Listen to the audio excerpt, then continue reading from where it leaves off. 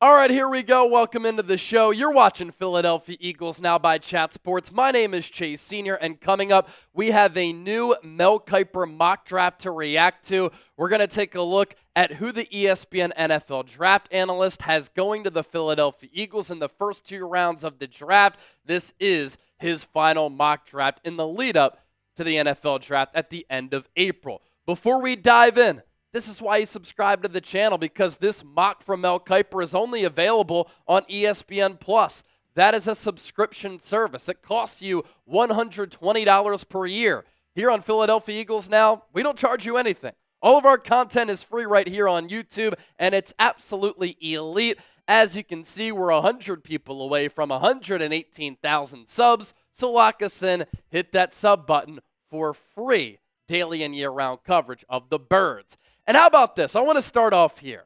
Isn't it cool that the Philadelphia Eagles are at the center of the football world? Last week at the NFL owners meetings, teams jealous of the Eagles and they want the tush-push banned. The NFL is working hard to banish the play because the Eagles are so dominant with it. And looking ahead to the NFL draft, yeah, the Eagles are picking 32nd, final pick in the first round. It kind of sucks for draft nerds like you and I, but it's because the Eagles are Super Bowl champions. And at the NFL owners meetings last week, all eyes were on Nick Sirianni. He had a huge group of media members around him for his availability. All eyes were on Howie Roseman, the best general manager in the league. And when Jeffrey Lurie walked into the room, all heads turned because he's the best owner in the NFL. And right now, the Birds are the class of the National Football League. They're uber talented, and they're still one of the youngest teams in the National Football League. And the Eagles went out in February in New Orleans and did what nobody thought was possible.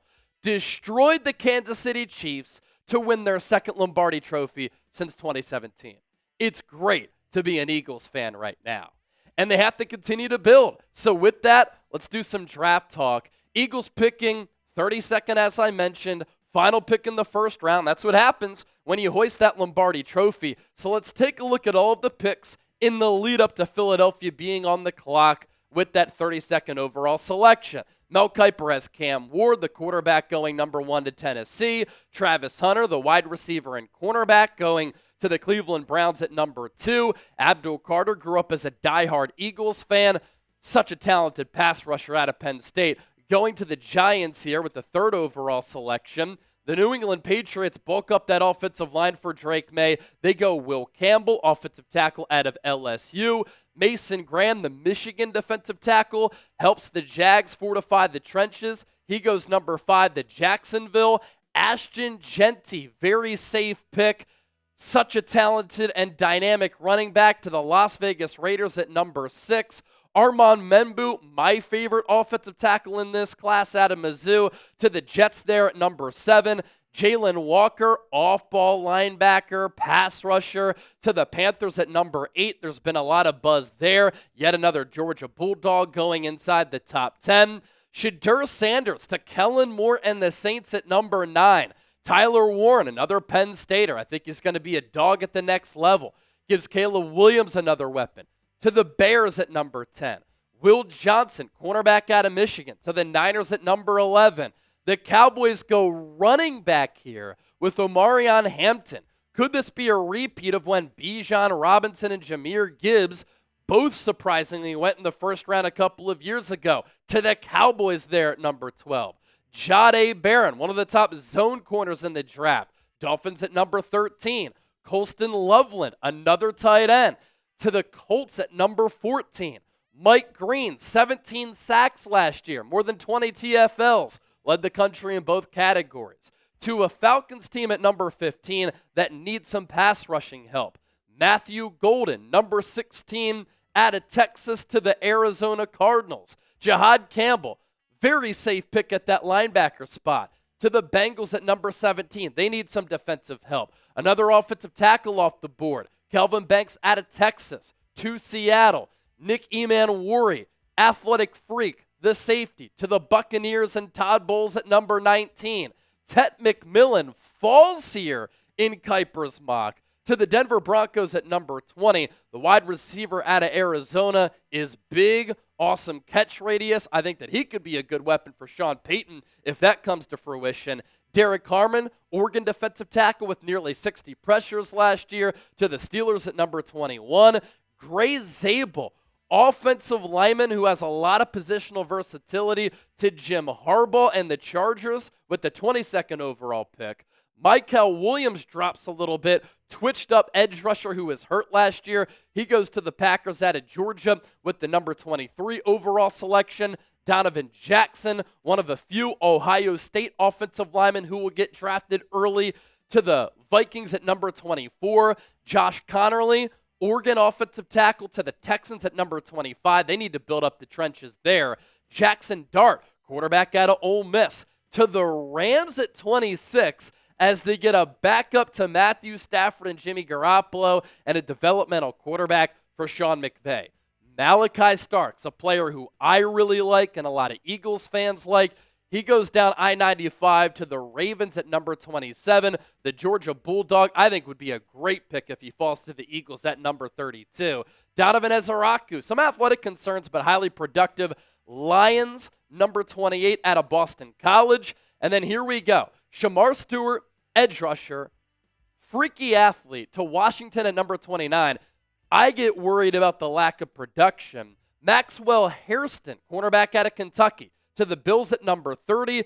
They continue to add pieces to their defense. Josh Simmons coming off a knee surgery, but the talent is there. The Chiefs desperate for some offensive line help. They signed Jalen Moore, gave him $30 million, and now they bring in Simmons out of Ohio State with the 31st overall pick. And then to the Eagles with the 32nd overall selection, James Pearce, edge rusher out of Tennessee.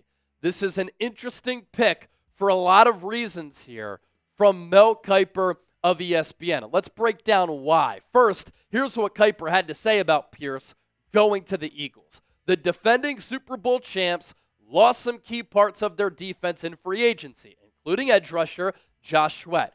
Being able to get after the quarterback is important for Vic Fangio's defense, and there's a glaring void now on the edge. There are mixed opinions around the league on whether Pearce is a first-rounder, but he has the traits to develop into a speedy disruptor in the right system.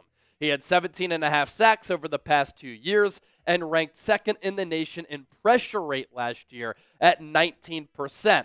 John Clark of NBC Sports Philadelphia did an interview with Vic Fangio on the field at Citizens Bank Park, and he said, look, we've lost a lot of starters and a lot of players on defense. The number one overall unit in the NFL. That allows me to get in the ear of Howie Roseman.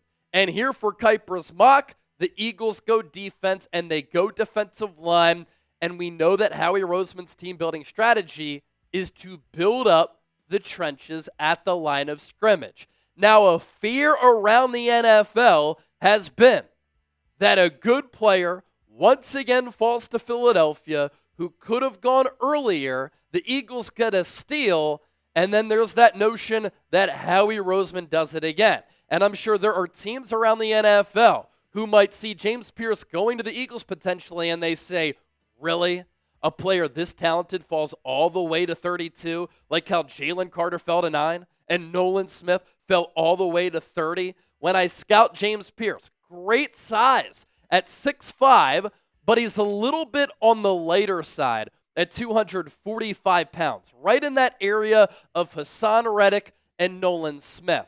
Similar players to a certain degree, but I'd say Smith and Reddick have more of a bend coming off that edge. Pearce is a very solid player with a very good resume who's been very accomplished. First team All-SEC in 2023 and in 2024. He has an explosive get-off, speed to power, does have that lack of bend, but sometimes he's able to make up for it because he's a very instinctive player. He can sniff plays out, and I always love instinctual players who can play with feel. He has twitch and length, but with that lack of bend, he must also work on that and get a little bit stronger. This would be a developmental project to a certain degree for Clint Hurt, Eagles defensive line coach. Pearce did test very well in Indianapolis at the NFL Combine, earning a relative athletic score of 9.4 on a scale of 0 to 10. He checked in there at 6'5", 245 pounds. So obviously the height is awesome. The lack of weight, not great. The vertical jumping ability, not the best at 31, but the broad jump was really good. So there's some short area quickness there. What I love, at 6'5", 245 pounds, he ran a sub 4.5 40-yard dash at 4.7. And the arm length is at nearly 33 inches. That's the length there. That's the speed and the athleticism on display. There are some character concerns with Pearce, which is why some people have him as a top 15 player. Others have him sliding. Others think that he could go in the second round. He was arrested in December for disobeying orders from police after being stopped for speeding and driving on a suspended license. Charges were eventually dropped after he showed proof that he successfully obtained a driver's license and he paid court costs for a speeding ticket. I will say this, and we've seen this before with this Eagles regime. This goes back to Andy Reid. It's modern day with Howie Roseman and Nick Sirianni. The Eagles can take chances on players and afford to do that because they have a great culture in place. They have great leaders inside that building. And this is an organization that has stability and structure. That's why Jalen Carter to the Eagles has worked out. That's why the Eagles were fine making that pick at number 9. If he went to the Bears number 1 that year, given the lack of organizational stability and structure there, and some of the chaos within that poorly run organization, that wouldn't be a great situation for Jalen Carter. But he comes to Philadelphia, and he's looking around at the time at the likes of Jason Kelsey, Brandon Graham, Lane Johnson, Jalen Hurts, and others, plus a good owner in place, a good GM, a good coaching staff, and some of the leaders inside that locker room. And Jalen Carter has ended up not making any mistakes. He's been clean off the field for the most part, and he's turned into one of the best players in the entire National Football League. You take a look at Pearce's numbers here in 2024, 13 games played for the Vols. He had 38 tackles, 13 TFLs, so an ability to make plays in the backfield outside of just sacks. The sack production pretty good there with 7.5, and you love the pressure numbers. He's been one of the best edge rushers at producing pressure on the quarterback in the country the last couple of years. 55 pressures in 2024. And then you look at his career numbers here. Really started to get more playing time, found a groove in 2023, 27 tackles, 15 TFLs, and 10 sacks with 52 pressures. So the TFL and sack numbers were higher 2 years ago than this past year, but then the pressure numbers did go up this past season. The Eagles' defensive line depth chart, starting-wise, this is a really good group that could be one of the top defensive lines in the NFL, especially if these players continue to develop. Moro Ajomo is one of the highest-graded pass-rushing interior defensive linemen in the NFL last year. With Milton Williams leaving, he'll get more playing time, and he could end up being better. Can Jordan Davis lose some more weight, gain some more stamina, and take yet another leap going into a critical year for him? Jalen Carter, again, one of the most dominant and best defensive players and all-around players in the NFL. And then Nolan Smith had 1 sack as a rookie, 6.5 in year 2, 4 more in the playoffs. What I'm concerned here a little bit about is the depth along the defensive line, which is why I think the Eagles addressed this very early on. You have Byron Young as a backup, former 3rd-round pick, but didn't get any playing time last year. You have Thomas Booker, who the Eagles really like his character. He made some plays last year. Good player out of Stanford. Gabe Hall was a UDFA out of Baylor following last year's draft class. And then you have Bryce Huff, who could end up getting moved. I would take a chance on Pearce if he's the best player available, because you need depth and players along that defensive line. It's a really important position, and I am a believer in his talent, and I'm a believer in this organizational structure being able to take a chance on a player like James Pearce. And when those players walk inside that Eagles building, especially now, defending Super Bowl champs, you can't mess around. So let's hear from you. Do you like the selection of James Pearce at number 32 to Philadelphia? Let me know down in the comments section right now. Type L for like or a D for dislike. want you to share your thoughts with me right now. Our sponsor for today's show, our friends at Game Time. If you're looking for last-minute tickets at the lowest price guaranteed, download the Game Time app. And in the process, you get the best seats at the lowest price guaranteed, where prices drop as the event gets closer. It's the best app in the ticketing marketplace, and Game Time makes getting tickets even faster and easier. Prices on the Game Time app actually go down the closer that you get to kickoff or first pitch. How about the start for the Philadelphia Phillies this year? Off to a really good start. Citizens Bank Park, one of the best environments in all of Major League Baseball, and there are plenty of tickets available once the Phillies come home after this road trip against the Braves and the Cardinals to take on the San Francisco Giants. Last-minute deals, you can save up to 60% off on sports, concerts, comedy shows, theater events, and a whole lot more. I also love the functions and the features that they have on the app, like Game Time Picks. It makes last-minute ticket buying easier than ever by quickly highlighting the best deals in the stadium. You have zone deals where you can save even more when you choose a section and you let Game Time choose the seats. All-in pricing. Toggle that because it's a feature that shows you the total up front with no surprise fees at checkout. And it's also incredible how you can see the view from your seat before you buy, so you know exactly what to expect when you arrive. Take the guesswork out of buying tickets with Game Time. Download the app. Create an account. Use the code CHATSPORTS. Get $20 off your first purchase. Terms apply. Again, create an account. Use that code CHATSPORTS for $20 off. Download the Game Time app today. Last-minute tickets. Lowest price guaranteed. So James Pearce to the Eagles with the 32nd overall pick.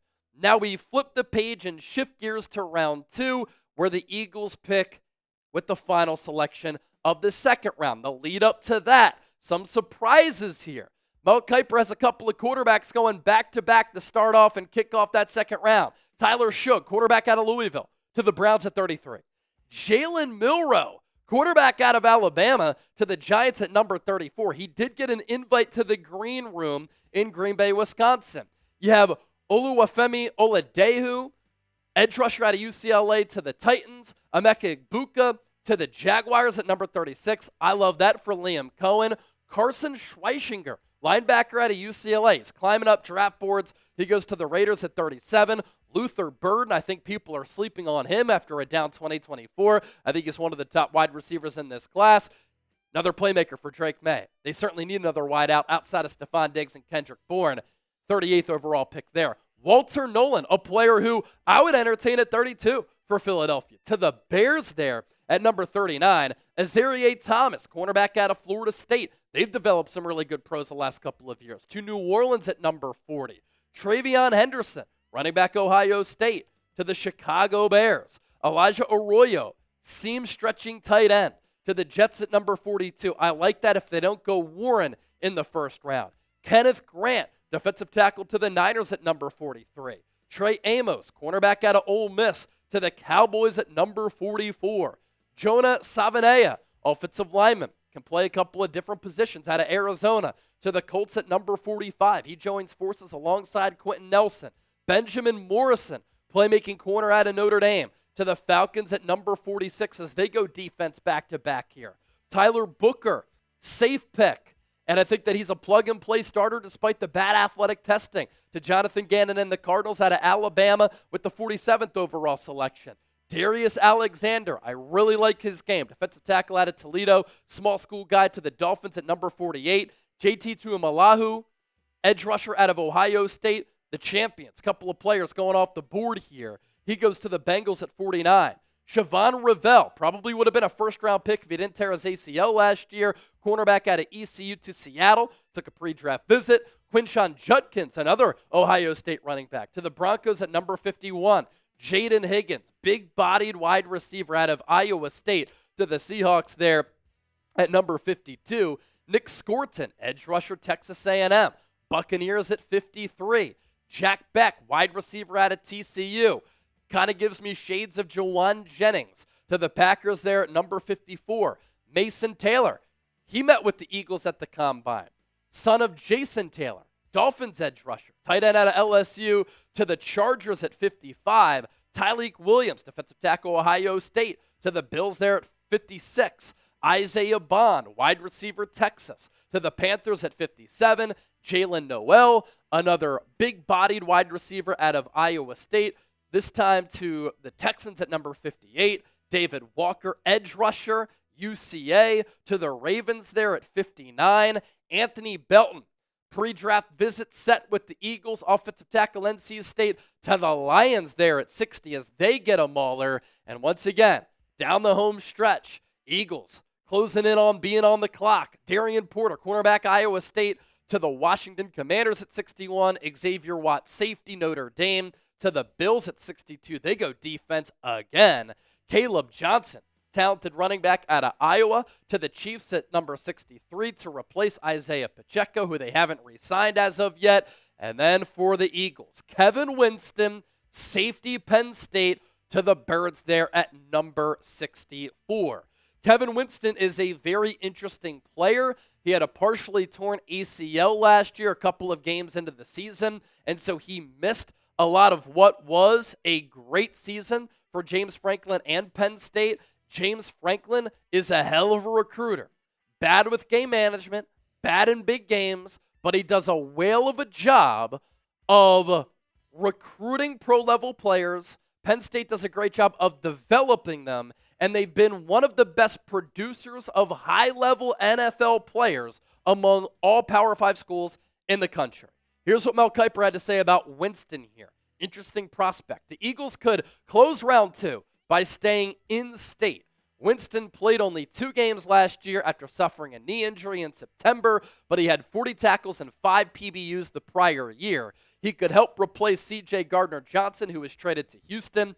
If Howie Roseman wanted to keep his offensive line strong and potentially even plan ahead for an eventual Lane Johnson replacement, there are some decent offensive line prospects still on the board. Boston College's Ozzie Trapillo and LSU's Emory Jones Jr. could be worth a look. Speaking of C.J. Gardner-Johnson, who we talked about just moments ago from Mel Kiper, he was on Instagram on Monday, and he said this, quote, "People showed me their true colors when I got traded. That's why you haven't heard from me. As we know, CD Deuce is always outspoken. I still disagree with that trade. I think you could have brought him back for another year. There's been some rumblings that obviously people inside the building weren't happy with that trade. C.J. Gardner-Johnson, sometimes difficult to deal with. But the point here being, the Eagles need to replace him. They're thin at that safety spot, and we'll take a look at the depth chart here in just a moment. In scouting Kevin Winston, 6'1", 215 pounds. He is a long, wiry, and explosive athlete. He has NFL size and NFL traits, but sometimes he lacks instincts, and to me, that's a little bit of an issue. He is better playing downhill than being able to react on that back end because of the lack of feel. He needs to develop, too, his anticipation. But NFL teams really like him, and they think that he's an NFL-ready player and can succeed at the next level. Team captain at Penn State, and scouts believe that he's wired to play in the National Football League. But instincts, feel, and anticipation are some of the most important qualities that I look for in defenders because you have to play with feel. You have to read and diagnose plays. Sometimes that allows you to be in the right place at the right time and make up for maybe being out of position or having a lack of athleticism. Players can be great athletes, but can they read and diagnose plays? And at that safety spot in particular, those traits are crucial. Sometimes you're that safety valve. Sometimes you have to limit the explosive play. You're the last line of defense to give up that splash play over the top. Now with Vic Fangio and Christian Parker, who's the Eagles DB's coach, who's looked at as a rising star, and Vic, one of the top defensive minds in the history of the NFL, they've done a great job developing players. And they can teach and they can coach up a player like Kevin Winston. I'm not ruling out the Eagles going safety, and I like the athleticism of Winston. But I just worry a little bit about the lack of feel because you could go out there and run a 4-4. You can be long and wiry. Sometimes it just doesn't matter on the football field. But I do expect the Eagles at some point to add a safety, whether it be in the draft or in free agency. These are your two starters right now, Reed Blankenship one of the more underrated players in the NFL. He's made so many big plays throughout his career. The Eagles want to re-sign him. It's partially why they traded away C.J. Gardner-Johnson. Sidney Brown, I like his physicality. And last year he came off that torn ACL. He didn't play a lot defensively, but he played really well on special teams. He can bring the boom. And in the pre-draft process, coming out of Illinois, he was a third-round pick because he ran a 4.4. He could hit. Misses some tackles from time to time. He gets a little bit over-aggressive. There's some risk in starting him, but clearly the Eagles like him. But then you think about the backups. You have Tristan McCullum, who the Eagles are high on internally. You also have Lewis Seen, a Georgia player who was a first-round pick by Minnesota, who maybe the Eagles can extract the best out of him, but it was pretty telling how the Vikings moved off of him so quickly and admitted their mistake after taking him in the first round. But you surround him with some Georgia Bulldogs, you put him on a good coaching staff, if he's a good scheme fit, maybe he can be a player who we're not talking about now, who could be a player a little bit later. And then the Eagles also like Andre Sam, a former UDFA from a couple of years ago out of LSU. Now in 2024, as we noted earlier, Winston played sparingly because of that partially torn ACL that he suffered early in the year. When he was on the field, he was making plays. Back in 2023, he was a productive player who showed a lot of flashes. 61 tackles, 3 TFLs. Him being able to play downhill is definitely a strength of his. Being able to make plays behind the line of scrimmage, that's where the athleticism does really help him. But do you have to hide him a little bit on that back end? That's something that the Eagles would have to figure out. He did make some plays on that back end in coverage, though. 6 pass breakups, that's a good number for a safety. In 13 games played, he had 1 pick and then 2 fumble recoveries. When he was targeted in coverage in his last full season, he was targeted 20 times, gave up 10 catches, 121 yards, and 2 touchdowns. So there are some struggles there, but the 6 PBUs, 1 interception, that's something to build off of, and a quarterback rating when targeted of 81.5. The other concern with him, 1 full season of production. You know, he didn't play a lot in 2022, 12 games played, but was a backup. And then in 2023, a full-time starter, and you like the production there given the weaknesses, though. And then in 2024, season cut short because of injury, is expected to make a full recovery. And obviously with medical advancements, a partially torn ACL is not the end of the world like it was as early as this and as recent as earlier this century. So grade Mel Kiper's Eagles mock draft here. A, B, C, D, or F. James Pearce in round 1. And then the Eagles go Kevin Winston in round 2.